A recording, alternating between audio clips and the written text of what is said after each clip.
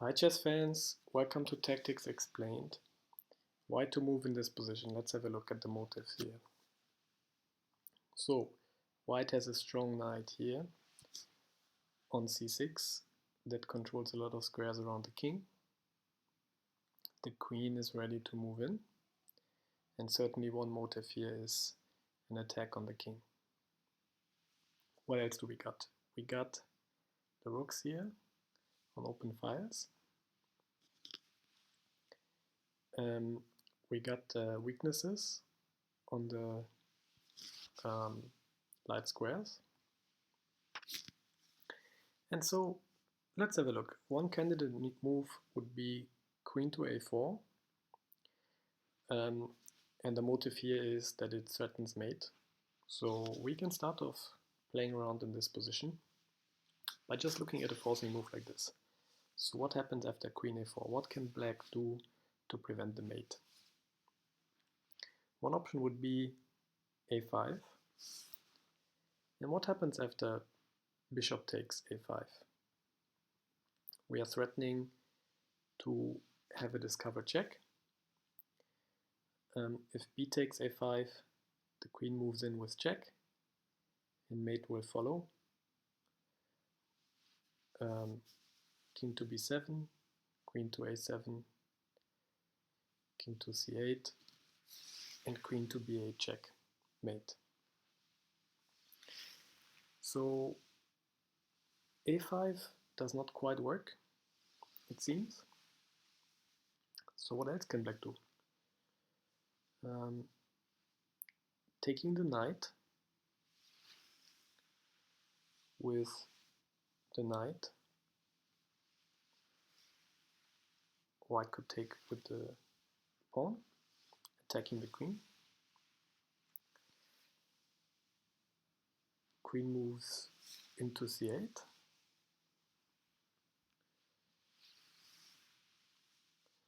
I'm not sure how we will proceed from there. Can you see any other motives in this position?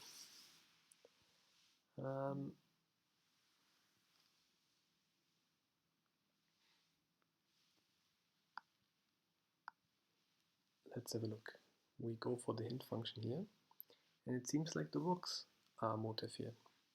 So we have seen that after queen a4, taking out the knight with the knight sort of breaks this plan. But what happens if we use this rook to eliminate this possibility for black? After rook takes e7, let's say black takes with the rook, and then queen a4. Black doesn't seem to have a defense anymore against the mate, and a5 doesn't work. Maybe king to b7. What do we do after king to b7? Well, queen takes, so there doesn't seem much defense. So let's eliminate this defender. And yeah, it says position solved here, but basically, if black takes here with the rook, let's run to this variation.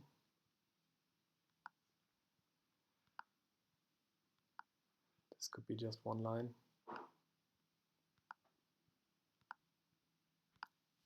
And mate. So we have seen the motives of the rook, we have seen the motives of the weak squares, we have seen the motives of the king attack, and we have looked at the move that threatens mate. Fair enough candidate move. We have seen that it doesn't work after knight takes c6. And then we have continued looking on, okay, so can we somehow eliminate this defensive resource of black? And we saw that we can take the knight out with the rook, which led us to solve the position. Let's have a look at the next position here. Why to move? Okay, what can we see here?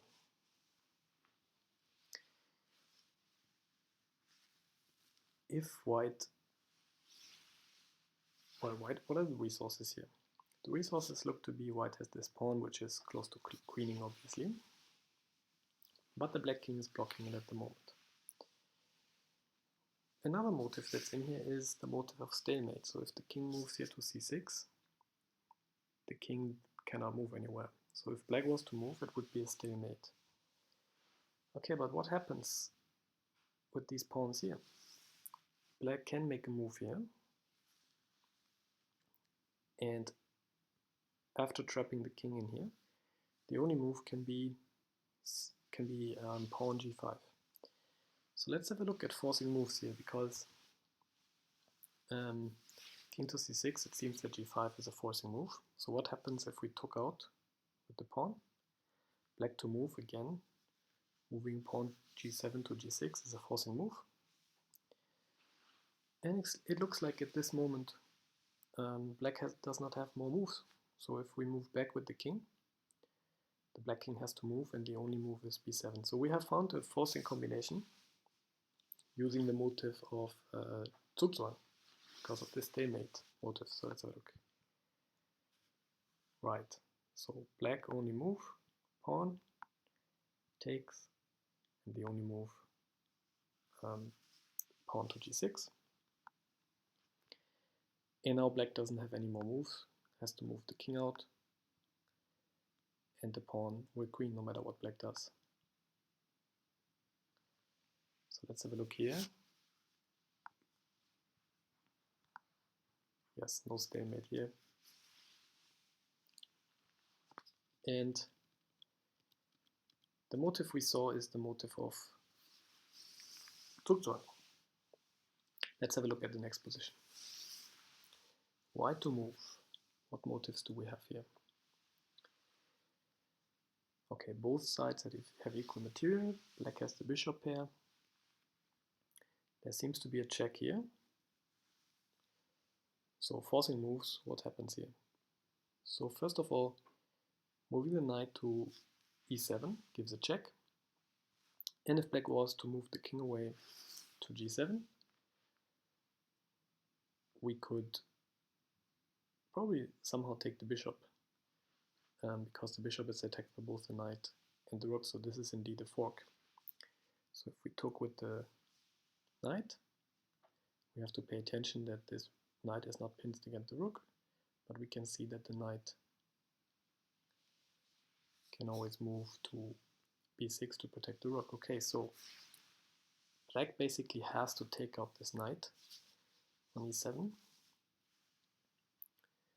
to be able not to lose this bishop. So this leaves us with only two possible moves: rook takes or bishop takes. So if rook takes, well, what do we have then? We have rook takes, bishop c8 check, and I'm not sure what happens then. We have exchanged this knight for this bishop. The rook will be placed here. King will move up here. Not sure if this gives us anything. Can we do any tricks with the knight? Doesn't seem like it. Okay, so what other options do we have? One motive is that the bishop here is a loose piece. In fact, the rook is a loose piece as well. And if we ever were to bring a knight in here, we would have a fork on attacking both the king and the rook. So one candidate move would also be something related to this motive here. So knight to e4 threatens taking the bishop and attacking both the rook and the king. So if black were to move the king up here, what options do we have here? Well, we could just take the pawn here, winning a pawn. That's nice, so that might be a good solution.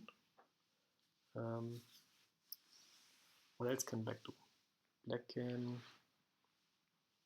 give a check here with this attack bishop, but we just take it out. Bishop cannot move here.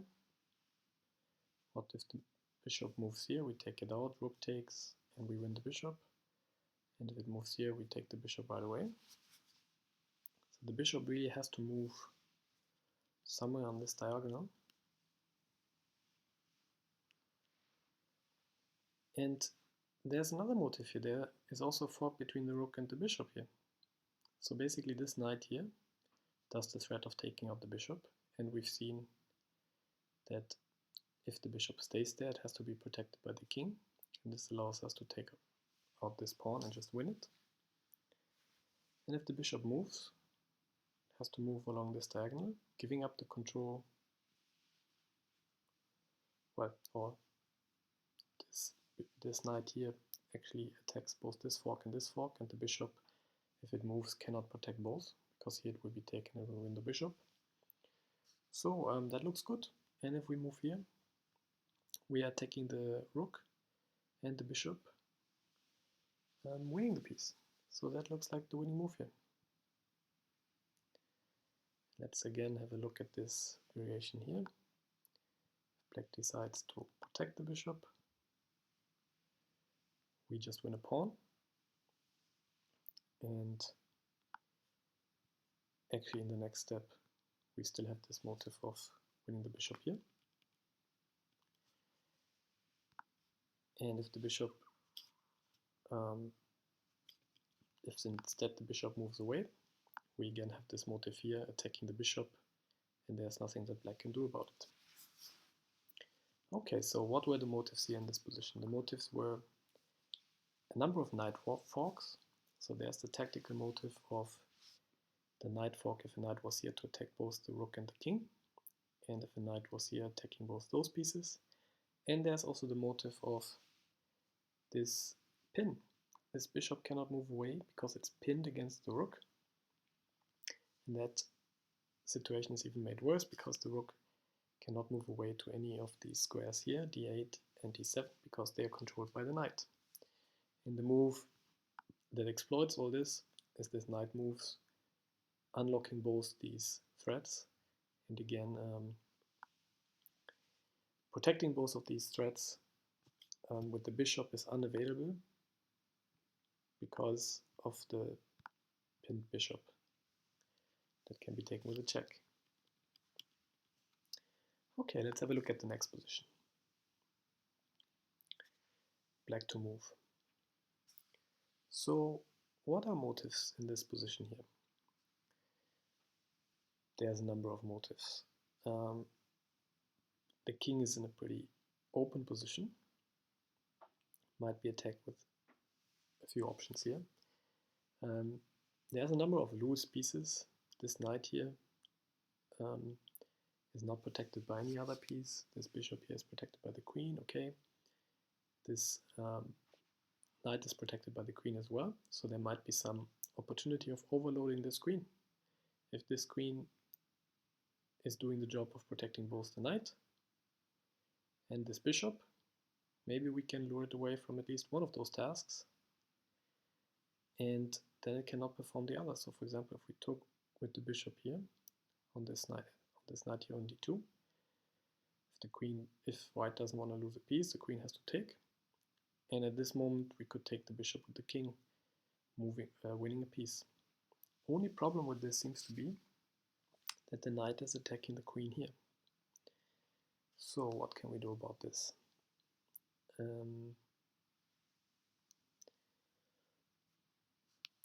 So let's look at some moves that would eliminate this threat of white. So basically any queen move would stop this threat. So for example, if the queen moved to g4, let's have a look at this. The queen in effect threatens mate, attacks the knight and the bishop, so that looks like a pretty good move.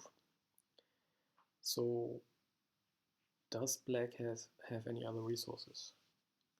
Okay, black has the resource of checking the king here. So if the queen moved away up here, queen would give a check. And in fact, where can the king move? The king can only move to the square e8. And probably white has a mating combination here as well. Let's have a look. If anything, white can give a number of additional checks. Can give a check here. Only move would be for the king to move here. And white has perpetual checks, if not mate. So we don't want to allow this possibility. So do we have another option? What if the queen moves here to g5, also attacking both of these pieces, having the threat of taking the knight as well, because we are taking the knight with the queen. And let's see if white has any counter chances on the king here. So let's basically look at all the checks. The knight cannot give a check, and if the queen gives a check here, we can take it out. Bishop retakes, and we retake with the king. And then white doesn't have any more checks, and we have one apiece. And it seems to me white does not have any other checks. So this seems to be the move. Let's have a look. Okay, so white has the defensive resource of knight to f3, trying to cover all the weaknesses. This knight was attacked 2 times, and now it moved away. It's at the same time also protecting this knight and protecting the mate. So that looks like a good move. So what can we play here? Well, we had a third threat, and white can meet 1, 2, 3 threats, but not the 4th threat. And it looks like if we take here with the queen, what bad could happen to us? We are attacking the queen. Does white have any checks? There's a check with the knight here, but we can just take it out with the bishop. And there's a check with the knight here, but we can also take it out with the bishop. So that's it. In this position here, we have seen that there is a motive of mate on this square here, g1. There's a motive of attacking both of these loose pieces that are only protected once or not at all. And there was the motive of also attacking this knight here. So with this move we have created 4 different types of threats, while at the same time also keeping in check white's single threat. And white has the defensive resource actually to counter 3 of those threats, but not the 4th ones, and black wins a piece. Okay, thanks a lot for watching. Bye.